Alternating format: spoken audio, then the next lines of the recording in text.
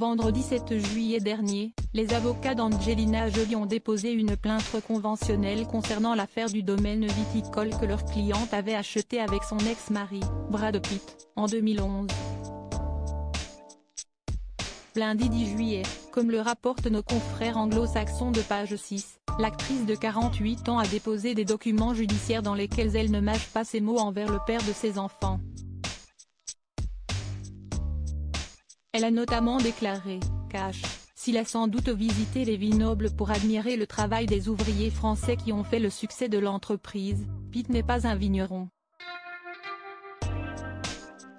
Des propos qui font écho à ceux tenus par Brad Pitt dans les colonnes du Wine Spectator, en 2014. Le comédien de 59 ans assurait être un fermier maintenant qu'il était le copropriétaire du château Miraval, situé dans le Var en France et dans lequel il s'était marié avec la star, le 23 août 2014. J'aime apprendre à connaître la terre, quel champ convient le mieux à quel raisin. Le drame des mois de septembre et d'octobre, est-ce ce qu'on vendange aujourd'hui? Où en sont les niveaux de sucre? Quelle est l'acidité? Va-t-il pleuvoir?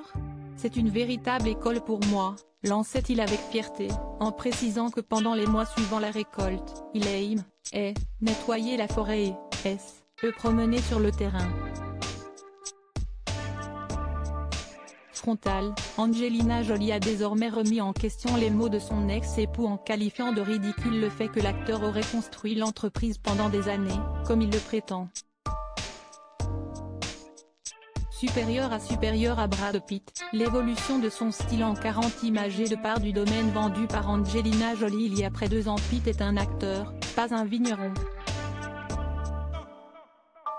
Il s'occupe d'illusions, pas de terre ni de raisin, a-t-elle balancé, en martelant le fait que le père de ses enfants a davantage consacré sa vie à son métier dans le 7e art, en partageant son temps entre les tournages, la promotion de ses rôles et les soirées hollywoodiennes.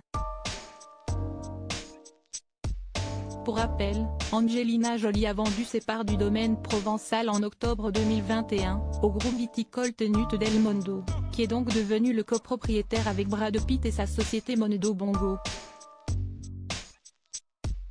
C'est la décision de l'actrice qui pousse désormais son ex-mari à l'accuser de vouloir ruiner son projet. Article écrit avec la collaboration de 6 médias Crédit Photo, Express Syndication.